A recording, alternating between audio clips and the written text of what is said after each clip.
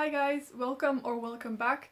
Today I want to walk you through the books that I read during the month of May. I had a really good reading month overall and really enjoyed all the books that I read, so I'm really excited to talk to you about them. The first book I finished is a classic from French 19th century literature, and it's actually a collection of short stories from the author Guy de Maupassant. So Guy de Maupassant wrote, I think, 3 novels in total, but he's really well known for his novellas and short stories. He wrote over 300 of them during his career, and I'm a really big fan of his short stories since studying them in school. Specifically, these stories are all stories that Guy de Maupassant wrote about the French-Prussian War of 1870. Now, the author himself fought in that war and he was about 20 years old. What he explores in these stories in a very realistic way is what was happening at that time in his home region of Normandy, but also just making portraits of people in that time, how the atmosphere was, and the paranoia and the excessive patriotism, and this was really super interesting. Some stories were very heartbreaking. I really appreciated that Maupassant really tried to cover a broad range of people and just ultimately showing what this war did to people, just to ordinary normal people. And what he's really showing is just that all this heartache and loss and death that ensues from a war like this, or any other basically, doesn't know any boundaries or nationalities. So yeah, I really enjoyed this collection of short stories. The next book I finished was yet another stories of the Baudelaire orphans. I'm continuing my journey through the series of unfortunate events, and this is book 7, which is called The Vile Village. In the story are 3 orphans, Violet, Klaus and Sunny, who lost their parents in a fire of their house, are yet again put to other guardians, and this time it's actually a whole village. I really liked this installment of the series because the plot around these orphans trying to find out more about their parents' death and what it all actually means really thickens. And just in general, I like the dynamics of them being taken care of by a whole community, or not being taken care of very well, how it usually is with these poor orphans. I really liked this kind of hidden critics of small town politics, you know, tightly knit communities that have very strange rules that are very specific to them, and also entering in a community like this and feeling like outsiders. So I really enjoyed the story in itself in this middle grade book, but there is much more to it underneath, and you can be sure that I will be filming a video about the whole series once it's finished, and I'm gonna explore all the themes that are tackled in this series. Next up, I read a non-fiction book which I listened to on audiobook, and it's called The Five by Hallie Rubenhold. Now this book looks at the 5 women that were supposedly killed by the serial killer Jack the Ripper. Now, if you're looking at a book that tackles the murders themselves and the investigation into finding out who Jack the Ripper is, this is not the book you are looking for. What this book is trying to do is to see this whole series of murders from another angle that has been really underrepresented, and that's the actual women who were killed.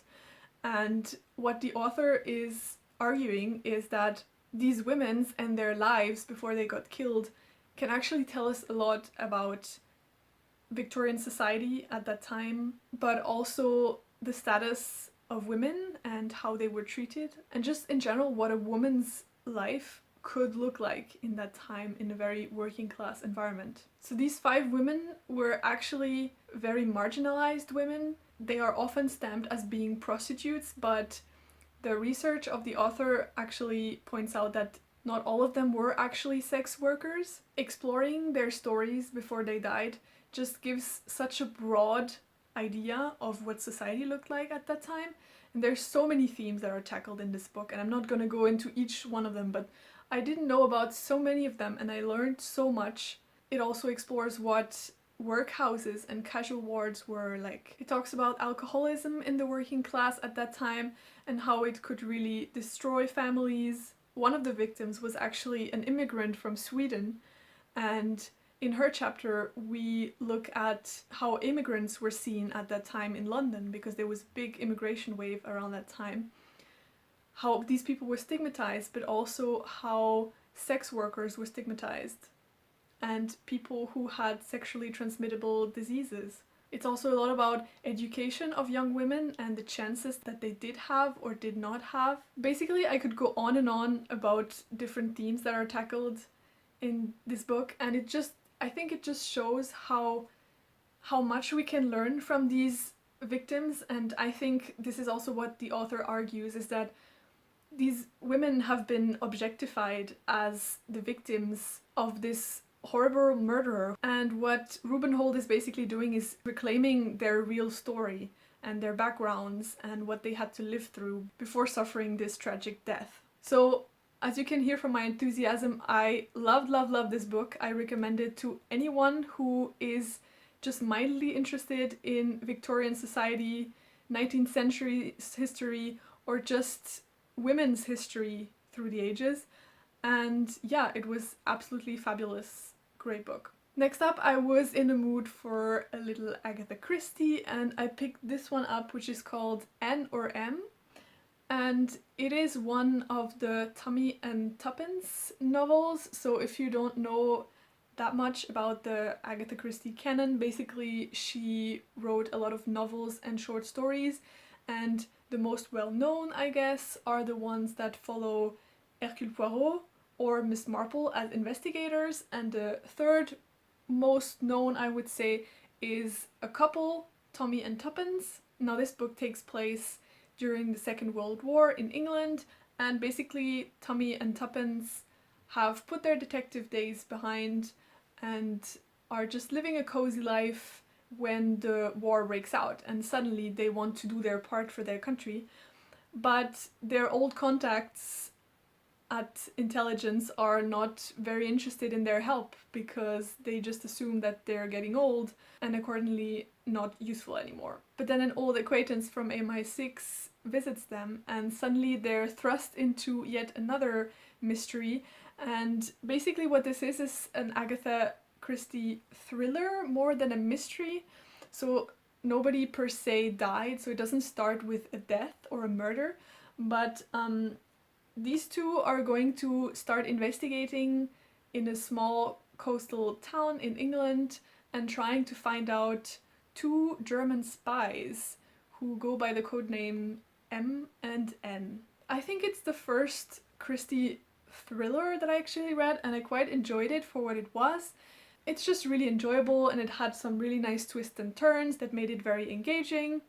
I also really like Tommy and Tuppence as characters. They have a really cool dynamic, and I definitely want to read the other books that Agatha Christie wrote that have these two as main characters. I was also really agreeably surprised by the more hidden themes that are tackled in this book, and I think it also tells us some things about Agatha Christie herself and her life, because this book also contains some really interesting views and exploration of what the climate was during the Blitz in England, how there was this very big xenophobia around, and yeah, so I also really enjoyed that part. So a very enjoyable little Agatha Christie thriller. Okay, we're coming to the last book of this list, and I don't want to go into too much detail about it, because basically I finished it and I wanted to jump in and try to do my first single book review about it because I liked it so much. So the book is Sing, Unburied, Sing by Jesmyn Ward. This is basically a family drama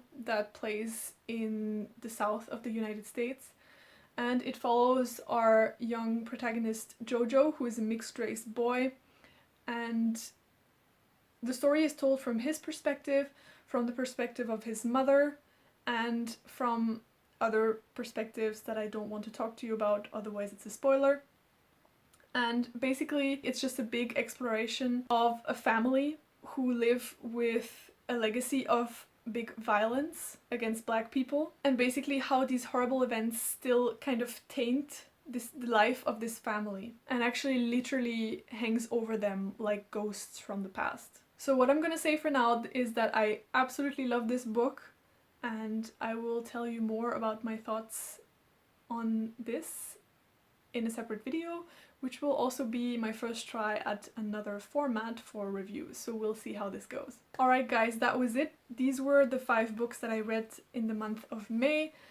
I really enjoyed them, and I would love to know if you guys have read any of these. Talk to me in the comments. Are you interested in picking some of these up? Have you read them already? And just in general, what are you guys up to? What are you reading in the month of June? I hope you're all doing really well, and I'll see you next time. Bye!